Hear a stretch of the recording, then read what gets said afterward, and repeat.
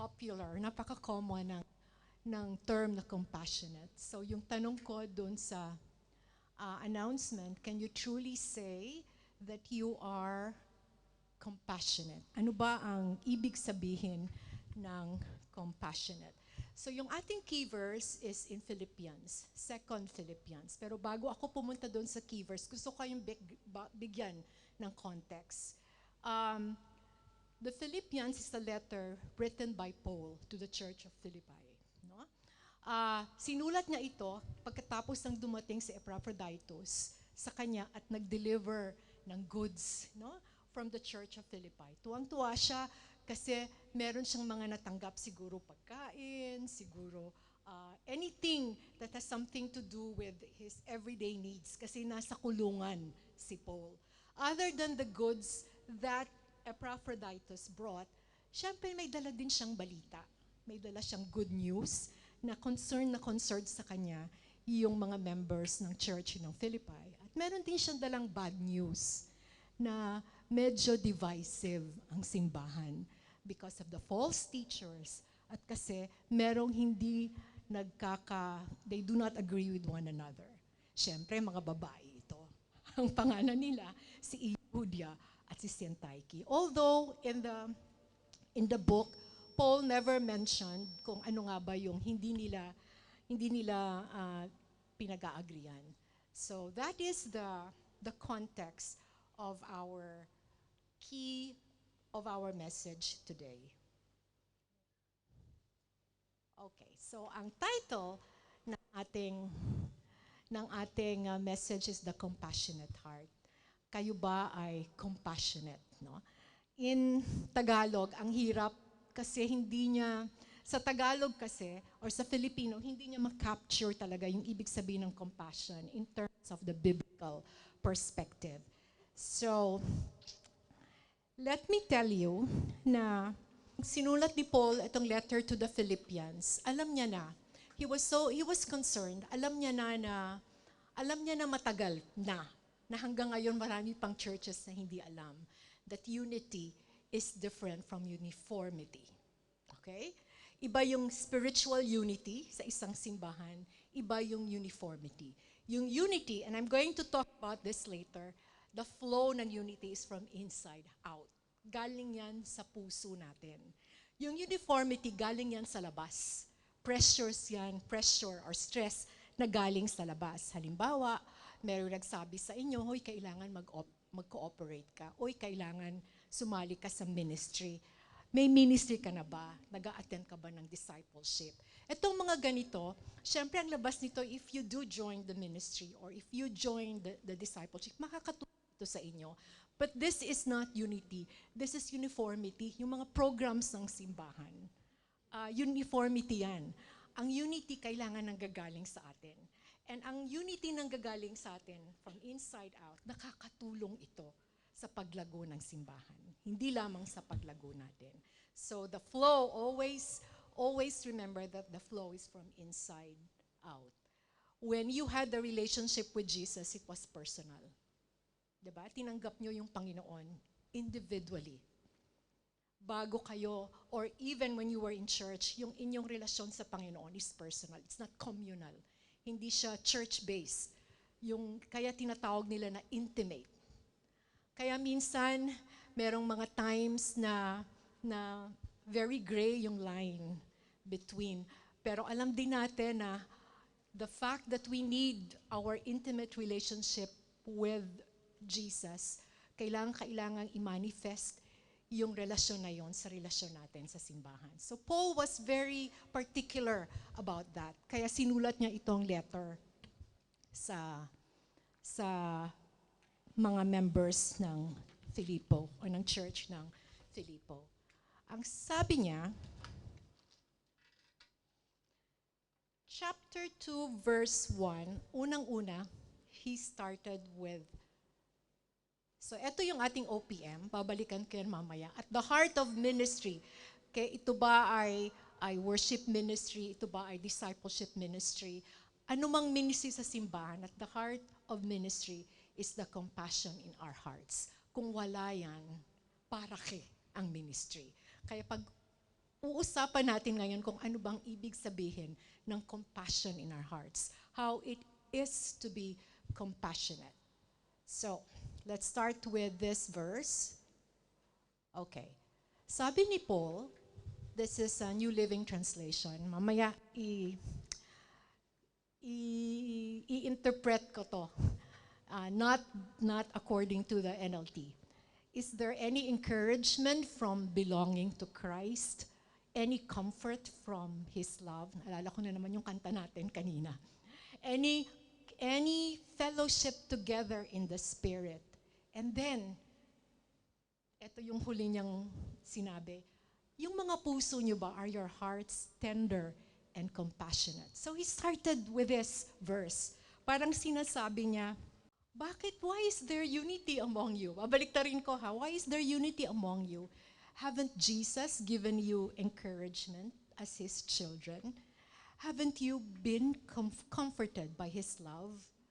Haven't you had any, or haven't you felt any camaraderie or family or fellowship under His Spirit?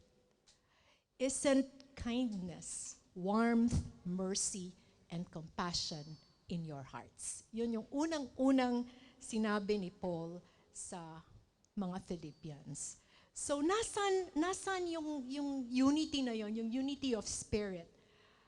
Yung spiritual unity that Paul is talking about. Alam natin na if we go back to the first 3 questions, no? Nakikita natin na this should manifest in your behavior in church, in your parang buhay na buhay ka, hopeful ka, no? You feel peace and joy when you are in church. You feel family. You feel that you're part of the family. Pero pinunto niya na lahat ito nanggagaling from a compassionate heart. So, ang kind of heart we should nurture as followers of Christ is a compassionate heart. Sabi ko doon sa announcement, no, na if compassion is a cocktail, no? Siguro ang pangalan ng cocktail, di ba pag tayo ay nasa restaurant, mga pangalan, yung mga cocktail.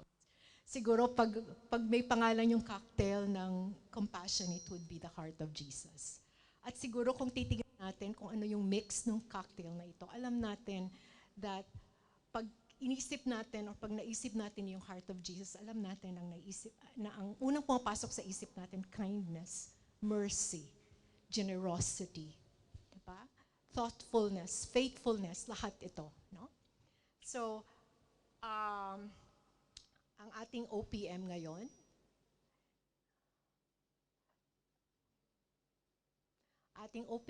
is that kanina sinabi ko na at the heart of the ministry is the compassionate heart. Anong ibig sabihin ng compassion? So let me first introduce to you this little word called compassion kasi parang ang common naman lagi nating naririnig. Hindi naman siya fruits of the Holy Spirit, hindi naman siya, but it's a gift, no? So to have compassion, sabi ni Google, means to empathize with someone who is suffering and to feel compelled to reduce that suffering. Pero nakikita ni Paul na hindi ito biblical, not according to the biblical perspective. Compassion, bakit hindi siya biblical perspective? Kasi yung nagpapakita ng mercy o yung nagpapakita ng concern, dun sa nagsasuffer, dapat nagsasuffer din. He should know what it's like to suffer before he could even show compassion to another. He shouldn't come from a superior position. Halimbawa, nangangailangan yung tao. Lagi niyang iisipin na kung kailangan niya, pwede ko itong ibigay. Pwede kong hanapan ng paraan para sa kanya. That's coming from a superior position.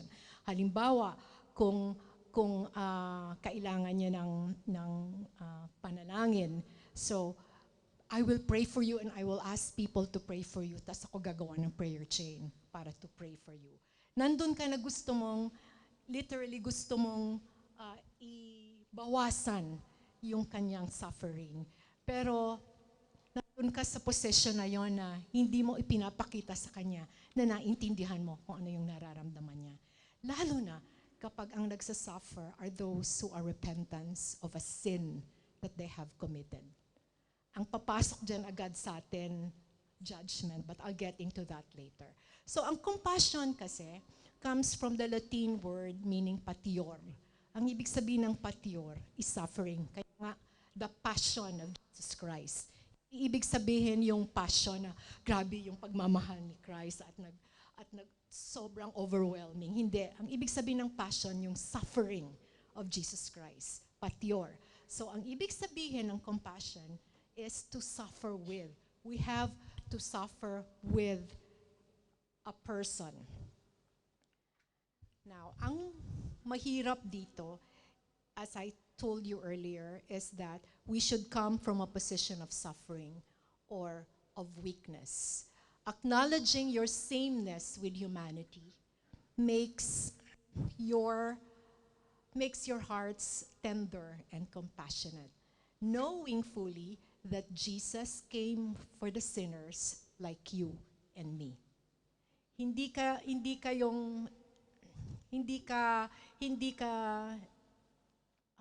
prosperous or victorious, but you sit down and you suffer and you have compassion for that person.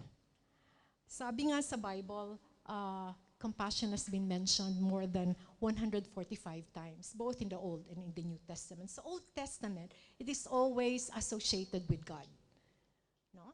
Rarely is it associated with human beings. In the New Testament, nakikita natin na Jesus has always been described as a compassionate person. But Paul, tinapo niya itong salita na to sa mga Kristiyano na tulad natin. Tinapo niya yung salitang ito sa mga members of the church, sa mga sinners like him. Anong ibig sabihin na acknowledging your sameness? Nothing human is alien to us. Okay? When we dare to care, we discover that nothing is foreign. Nothing human is foreign to us. All the hatred and the love, the fear and the joy can be found in our hearts. When we dare to care, we have to confess that when others kill, we could have also killed. Naisip din natin yan. When others torture, I could have done the same. When others heal, I could have healed too. And when others give life, I could have done the same. Lahat, everything about the human condition is nasa atin. Kaya hindi tayo pwedeng mag-judge. Sa trabaho ko, I'm always called sa police. So usually, ang pinaka-number one na mistake, the offense na ginagawa ng mga kapatiran natin ay pagnanakaw. So this has been going on for years. Either they steal from their employer or they steal in a shop. So when I go to bago ako pumunta sa station, sinasabihan ako ng police, ito yung charge. She's allegedly charged with theft. Nung bago pa lang ako na nagtatrabaho, parang ano ba naman? Bakit kayo nagaganyan? Bakit parang nakakahiya? Yun yung una nating iniisip, di ba? Parang pinahihiya nyo yung ibang mga Pilipina tulad natin na nagnanakaw kayo. In the next few years, hindi na ako nagpipay attention doon. Nakikita ko na yung suffering nung arrested person. Tawag nila AP, nung arrested person, every time he is or she is in the police station. Nanginginig na siya, hindi niya alam ang gagawin niya. Hindi naman sinasabi sa kanya yung proseso, kung ano yung dapat gawin. Lalo na kapag inamin niya na ginawa niya ito. Nag-iiyak-iyak na siya, no? Kasi sabi niya talagang hindi ko naman talaga sinasadya, kaya lang sobra talagang pangangailangan. Meron namang iba na in denial, pero nakikita mo by the clench of their hands and by the way they speak, na nagsasuffer din sila dahil nagawa nila ito. So, naisip ko tuloy na etong pagnanakaw na ito is something that is not alien to us. One of one of the sins early on na talagang kinonfess ko ay talagang nagnanakaw ako dahil sa pride. Nagnakaw ako dahil ayokong humingi, nahihiya ako. Nagnanakaw ako dahil ganito. Not necessarily stealing things, but stealing probably thoughts, stealing ideas. It is common. It is common. And it is not a mistake. It is a sin. So when you encounter somebody who has sinned and tapos kinonfess sa'yo, most likely hindi yan i-confess sa'yo. Kasi nahihiya tayo sa ating brokenness at nahihiya tayo sa ating weakness. But if you do, ang hirap niyan kasi hindi tayo sanay. We are put in a position na anong gagawin ko, anong sasabihin ko, sisermonan ko, kung anak ko yan, sisermonan ko na yan, nakatikim na yan sa akin. But we are called to be compassionate. We are called to be compassionate. Yun yung mahirap, no? Dapat i-acknowledge natin na yung sameness natin makes our hearts dare to care for others. Ibig sabihin, huwag nating talikuran yan. Nung nasa college ako, pag nakikita ko yung ibang mga barkada ko ngayon, ang lagi nilang naalala sa akin, pag lumalapit sila sa akin pag may problema, pinapakain ko sila. Di ba? Feeling ko talaga compassionate ako. Kasi pinapakain ko sila, nililibre ko sila. But again, that is not compassion. Hindi yan compassion. In fact, it's easy, no? To pity. Kasi pag naawa ka, nandun ka sa posisyon na victorious ka, wala kang pangangailangan, buhay ka, wala kang sakit. So, iba yung dating. Pero when you are compassionate, kahit hindi ka magsalita, upuan mo na lang, tabihan mo na lang, sabayan mong umiyak, yakapin mo. Ang hirap, lalo na pag may mga patay. Minsan natatawa ko, oy, kondolensa, ganyan, RIP, especially in social media. It's so easy to verbalize things na nakikita mo, I really, it's not wrong, pero nakikita mo talaga na nasan yung compassion. Kaya nang hirap pumunta sa isang funeral kasi I really don't know what to say and I really don't know. Parang ang hirap to show our compassionate hearts kung meron nga tayong compassionate hearts. So acknowledging your sameness.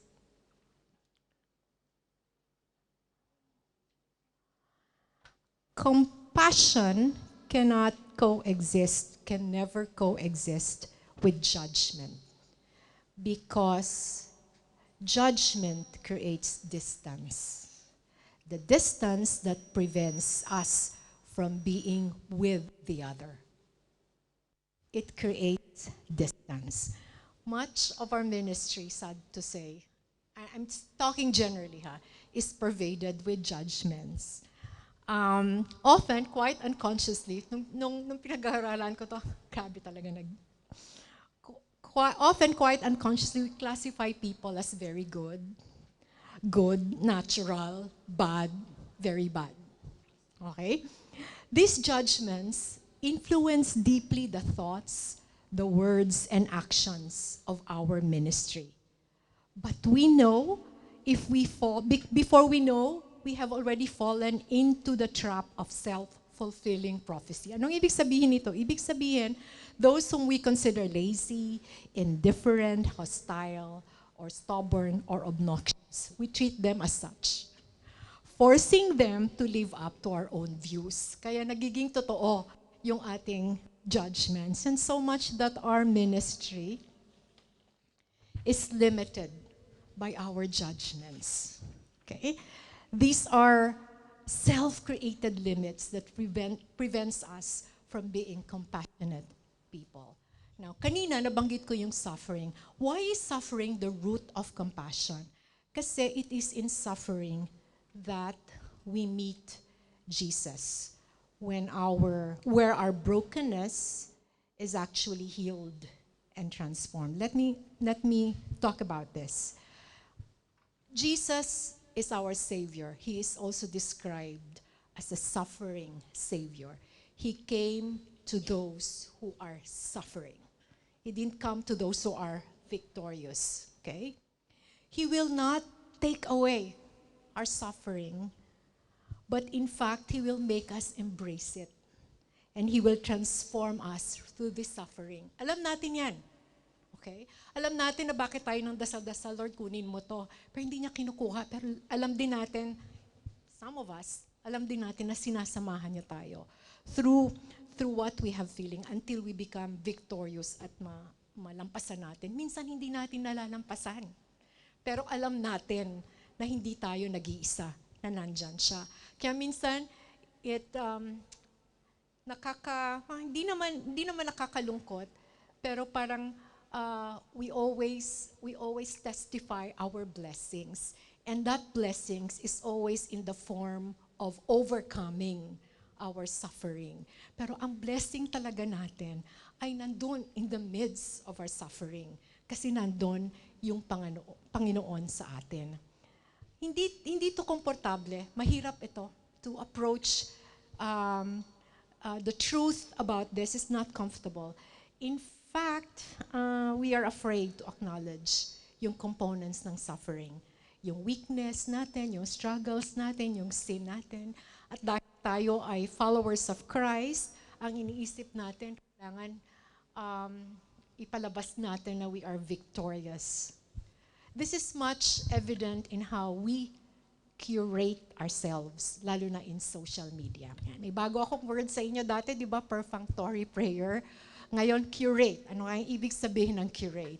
To select the best or most appropriate, especially for presentation, distribution, or publication. So, kailangan magandang dating natin sa mundo.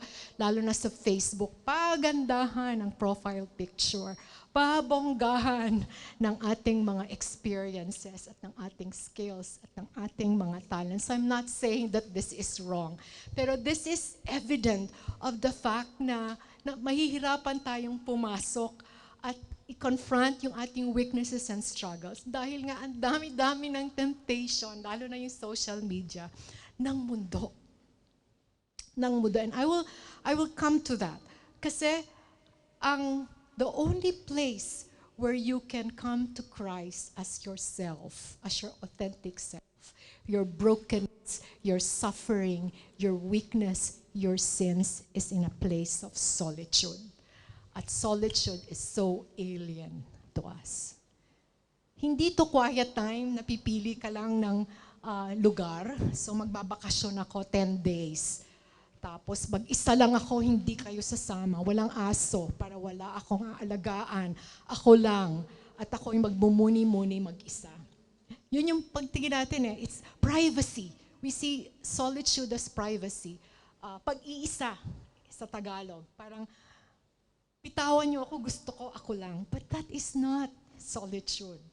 Pati yung mundo na twist na yung ibig sabihin ng solitude, kaya tuloy nagiging marketable. Kaya merong promotion na, 50% off sa Holiday Inn, how many percent off kapag ikaw ay lilipad sa Korea, lalo na pag single ka na passenger, etc., etc. Kasi hindi yan solitude. Solitude, and I borrow heavily from the Desert Fathers. Yung Desert Fathers, sila yung mga dati-dati pang mga monks na ascetic, na hindi talaga natin kaya yung ginagawa nila. And they really turned away from the world and then communed with God, in the desert. Okay. Solitude, ayon sa kanila, is a place of great struggle and great encounter. The struggle against compulsions of the false self. Ito yung mga hinahawakan natin na hindi tayo mabubuhay, no? Parang ito yung isang araw na nakalimutan natin yung mobile phone natin sa bahay. O kaya yung wallet natin, o kaya yung octopus card natin. Parang dito na, parang yung identity natin nakapalibot na. The struggle against the compulsions of the false self, and then the encounter with a loving God who offers Himself as a substance to the new self. So, grabe, no? Struggle and encounter. Let me give you an idea of how this works. Let me just give you an idea kung ano yung ibig sabihin ng nothingness. Nung pinag-aaralan ko to, naalala ko, one moment in my life, I think it was post-surgery, kasi nag-cesarean ako sa una kong baby. No? Nagising ako after surgery sa isang malamig na kwarto, na nakahiga ako sa isang malamig na higaan. Parang metal siya. And nanginginig talaga ako. At hindi ko alam kung buhay pa ako. O kung talagang eto ba ay talagang manifestation ng after surgery. So talagang, ang feeling ko wala na. Wala namang nurse, wala namang doktor, kung ospital to. Wala naman dyan yung asawa ko, wala namang tao. Mag-isa lang ako dun sa room na dun. Quiet. Ni music, wala. Ni ingay, wala. So that moment, parang nothingness yon, yung first encounter ko with nothingness. Umiyak talaga ako. And hindi ko alam kung sinasabi ko, pero in my mind, hinahanap ko talaga yung Panginoon. Parang ang feeling ko, where am I? This is me, no? Siyempre, naka-hospital gown ka. Hindi ko nga naramdaman yung sakit, kung ano man, kasi siguro naka-anesthesia ka pa and all. But it was really a feeling of nothingness, and then talagang iyak ako ng iyak sa Panginoon. At tinatawag ko siya. Tapos, pinadala niya ako ng memory. I cannot forget this. Kasi naisip ko yung time when my mom was still alive. At yung aking kapatid na baby brother ay mataas yung lagnat. At nilulubog niya sa isang palanggana ng ice. At hindi umiiyak yung baby brother ko. Hindi ko alam kung bakit ganon yung image na binigay sa akin, yung memory na binigay sa akin ng Panginoon. Pero for all the coldness of the ice, di dapat sana kung talagang comfort ang ibibigay niya sa akin, di sana merong memory of angel or warmth or something. Pero ice, parang it is something that heals you. Ganyan. And that stuck to me hanggang ngayon. So meron pang maraming mga moments of nothingness, and usually it comes when our body physically is weak. Or it comes at a point, ini-imagine ko yung sarili ko, halimbawa, na one of my fears, na ninakawan ako ng wallet, ninakawan ako ng telepono sa isang lugar na wala akong kakilala. Na hindi ko alam kung saan ako pupunta. Lahat ng mga hinapang hawakan ko, nawawala. So, let's go. Parang pag nasa solitude ka, you get rid of your, tawag nila doon, scaffolding. Yung mga humahawak sa sarili mo. Yung false self mo. Ano tong mga scaffolding? Kaibigan mo, Netflix, Facebook, telepono mo, unan mo, kape mo, whoever is there, na kapag you feel like hindi mo na kaya yung mundo, you get to either of these things. No? You go to this either of these things. Kahit worship music, scaffolding yan. Kasi parang ang feeling mo, gusto ko i-calm ako ng worship music. Ikit yung aso ko sa worship music. Kasi buong gabi, 24 hours ako na worship music. Tahol yung isa kong aso. Kaya ni-stop ko siya. Sabi ko, hindi niya siguro naintindihan yung worship music. Anyway, you get rid of your scaffolding kasi ito yung self mo. No books. Ikaw lang, just your naked, vulnerable, weak, sinful, deprived, ugly self. Mag-isa ka lang dyan. It is the nothingness na, to face that nothingness, yan yung struggle. Grabe talaga yan na struggle. Kasi you want to hold on to something to make yourself believe that you are worth something. Okay? As soon as you decide, halimbawa lang, hindi, I will persist. As soon as you decide in this nothingness, no, hindi pa tapos, merong pang mga confusing ideas, disturbing images, fantasies na tumatakbo sa mind mo at lumalabas na. Ito na yung mga panalangin natin, our anger and our greed. In my case, lumalabas na yung mga dialogues ko. Nako, mga dialogues ko sa mga kaaway ko, dialogue ko sa boss ko, dialogue ko dati sa mother-in-law ko. Lahat ng mga dialogues na pwede kong maisip na hindi ko naman magawa, pero in solitude, nagagawa ko yan. So that is the struggle. No? Yung wala kang kakapyupan, tapos yung thoughts like this. No? So the task, sabi ni Henry Nouwen, ang aking favorite, si Kuya Henry, is to persevere in your solitude. Stay. Hanggang sa unti-unting yung mga bisita mo, nawawala na sa iyong paligid. At dito, kapag wala na to, dito mo daw. Daw ha, kasi tinatry ko to pero hindi ko pa na-encounter. Dito mo raw may encounter yung Panginoon. I told you the last time I was here, na pag natutulog ako, nagigising akong pagod na pagod. Na parang ang lahat ng sakit ko ay lumitaw sa katawan ko. Parang this is not how sleep should be. Nung binabasa ko to, naisip ko na siguro I went through that struggle. Kaya lang unconsciously. So ang panalangin ko ngayon, Lord, gawin mong conscious. Basta sabayan mo lang ako. Kasi alam ko hindi mo ako pababayaan. Kasi yun yung maganda doon. Kasi kahit na you go through this struggle, you encounter the Lord, not after your struggle, pero makikita mo na kasama mo siya. Yung wisdom, sabi ng mga desert fathers no nito, is yung takot natin sa nothingness forces ourselves to surrender totally and unconditionally to the Lord Jesus. So, what does this mean sa atin na wala naman tayong disyerto, no, na pupuntahan at wala naman tayong rigors ng katawan na pwede tayong magstay? At hindi natin kaya yon kasi marami tayong mga responsibilidad. No? What does that mean to us? No?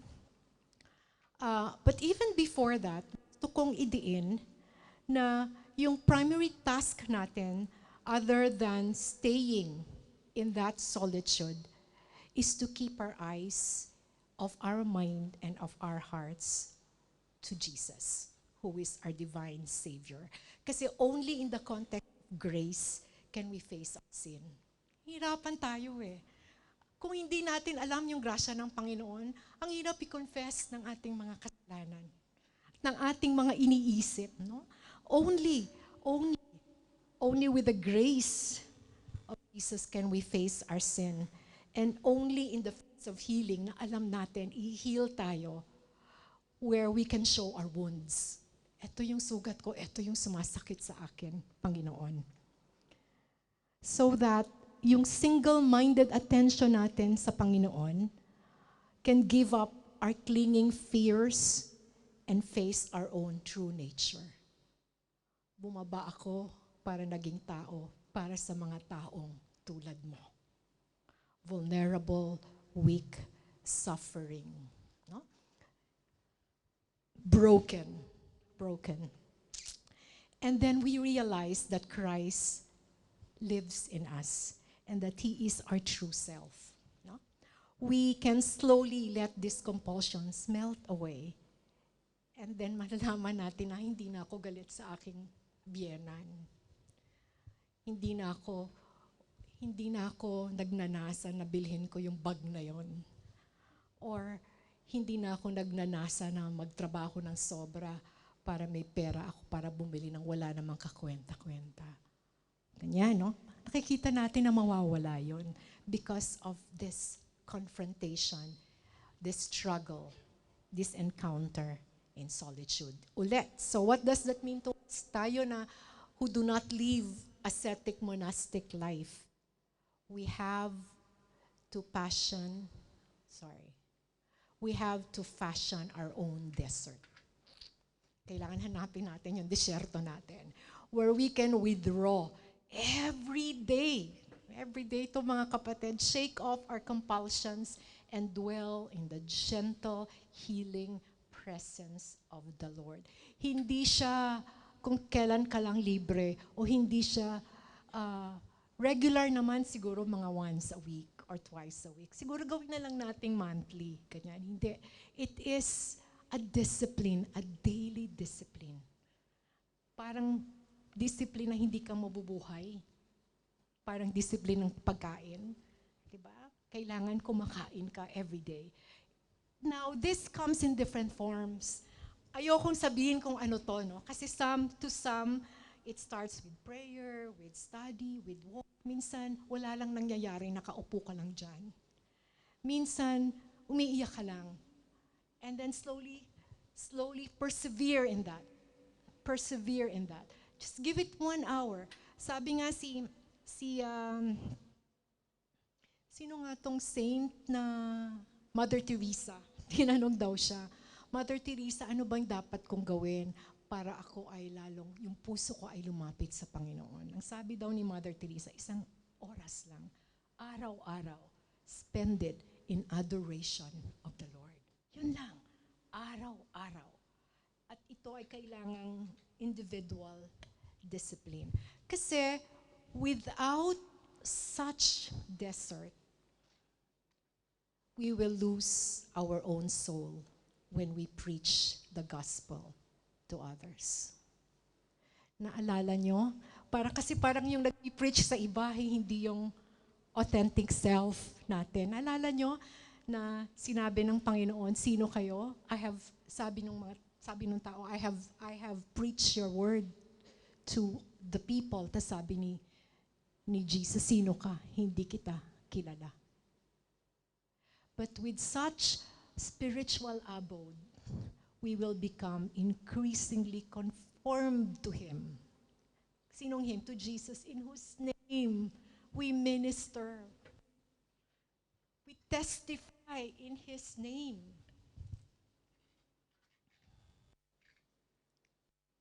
Yung purification at yung transformation na nangyayari dito sa Solitude makes a compassionate heart. Compassion is the fruit of solitude and the basis of all ministry. Kaya nga yung ating OPM, at the heart of ministry is the compassionate heart. So, sabi ni Paul, in the next verses, balikan natin yung ating key verses. I'm using contemporary English version. Be united in what you think as if you were only one person. In the perspective of the church, ang hirap no na. As if you're one person, ako, iniisip ko pa lang si ganito, di na kami magkatalo. Don't be jealous or proud. Sometimes unconscious yung ating jealousy at yung ating pride. But be humble and consider others more important than yourself. Medyo madali yon, pero hindi rin madali. And then sinabi niya, don't be jealous or proud, but be humble and consider others more important than yourself. Care about them as much as you care about yourself. Solitude molds self-righteous people into gentle, caring, forgiving persons who are so deeply convinced of their own great sinfulness and so fully aware of God's even greater mercy than that yung buhay nila, that their lives itself becomes ministry. Natural na lang. It becomes natural for them to be united with the other person pag yung other person also has that spirit, has that heart of Jesus. Natural na lang na hindi ka magiging jealous. Natural na lang that you care for each other. Napagod ako doon. Go back tayo doon sa cocktail na metaphor. Diba sabi ko kung cocktail, yung compassion, ang pangalan ng cocktail na yon is the heart of Jesus. At ang into the mix is kindness, mercy, humility, generosity. Inisip ko, yung aking last section is the model that is Jesus. Sa cocktail na yon, merong olive. On top, that pervades. Hindi ko alam kung sino umiinom dito. Hindi rin ako umiinom, pero ang feeling ko masarap talaga yung cocktail pag may olive. At pag hinalo-halo mo yun, iba talaga yung lasa. Parang ang feeling ko si Jesus, doon sa verse natin, is that olive in the cocktail. Kasi we are called to have His heart. You must have the same attitude. Attitude ang sinabi sa NLT. Pero sa CEV, sa contemporary and think the same way that Christ Jesus thought. Pahinto ako. Paaba, di ba? Your thoughts are higher than your thoughts, and your ways are higher than my ways. That is God. That is in the Old Testament. Sa New Testament, yung goal talaga ng New Testament, yung gospel talaga is to turn us into Christ, into little Christ, to have the mind, the heart of Jesus. So Paul was saying, kailangan yung pag-iisip mo at yung puso mo, puso na ni Jesus. Ito na yung new self na tinatawag. Jesus entered, so let's talk about Jesus. He entered the world in a state of powerlessness and weakness, like all of us. In short, he became human. That being said, he understood what it's like to be human and felt our humanness. And like us, he craved and he knew that to stay obedient and survive his mission is to find his desert. So he begins with his ministry in the desert. Matthew 11. Diba? Bago nag-umpisa ng si Jesus, saan siya pumunta? Sa disyerto. At anong na-encounter niya doon? Yung temptations ng devil. Okay? But he triumphed over these temptations not because of the strength of his being divine, but in the strength of his knowledge of God. Okay? He used his Father's words to thwart the devil, not the powers of God. Alam niya na mahal siya. Yung identity niya nakakling doon, I am the beloved. At dahil yung identity niya nakakling doon, he overcame those temptations. So yun yung unang-una niya, he looked for his desert, and in his ministry, his solitude and silence is all over in the gospel. It's how he began his ministry, in the desert. It's how he made important decisions. It's how he dealt with troubling emotions, like grief. Bago mag-umpisa yung araw, he goes to a place of solitude. Pagkatapos ng araw o gabi, he goes to a place of solitude. Kapag hindi niya matake yung grief niya over the dying Lazarus, he separates himself and goes into solitude. It is how he dealt with the constant demands of ministry and cared for his soul. And it is how he taught his disciples. It's how he prepared for important ministry events. It is how he prepared for his death on the cross. Pumunta talaga siya doon, diba? Sinabi niya doon sa tatlo, dyan lang kayo. Kasama niya nga yung tatlo, pero dyan lang kayo. I want to commune with my Father. I want to meet Him. At ano yung mga pinagsasabi niya sa tatay niya? If this cup can be taken away from me, but if it is your will be done. At sinasabi pa, napaka-vivid, no? Nung description sa Bible, how he, the struggle that he had in this place of solitude. So ito yung model natin. Ito si Jesus Christ. Christ was truly God, sabi sa verse 6, but he did not try to remain equal with God. Saan ka ba nakakita nun? Kaya nga nandun, kaya doon pumasok yung devil. Sige nga, patunayan mo sa akin na Diyos ka. But he did not do that. He was comfortable and he was so into that belief, to that identity that he is the beloved.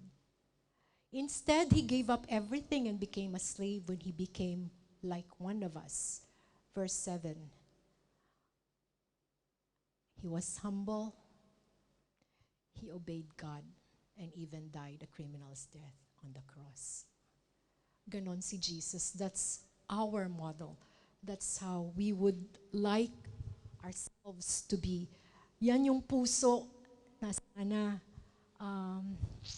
i-goal natin, na i-nurture natin to have the heart of Jesus. Lapit na. Lapit na. So ito na yung last line. Kumusta na kayo, mga kapatid? Are your hearts tender and compassionate? Tatagalogin ko itong verse na to kasi tuwa ako. No?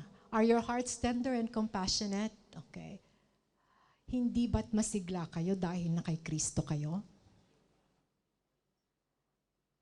Hirap sagutin. Hindi ba't masaya kayo dahil alam niyong mahal niya kayo? Wow, ang hina nung yes. Hindi ba't may mabuti kayong pagsasamahan dahil sa banal na Espiritu? Okay, hina pa rin. At hindi ba't may malasakit at pangunawa kayo sa isa't isa? Are your hearts tender and compassionate? Nandun na tayo, sa doorway na tayo. Malapit na. Okay? So, we end with that. So, I will end with a prayer. I'd like to ask everybody to close their eyes. And let me read to you a prayer. Dear God, as you draw me even deeper into your heart, I discover that my companions on the journey are women and men loved by you as fully and as intimately as I am. In your compassionate heart, there is a place for all of them, and no one is excluded. Give me a share in your compassion, dear God, so that your unlimited love may become visible in the way I love my brothers and sisters. In Jesus' name, amen and amen.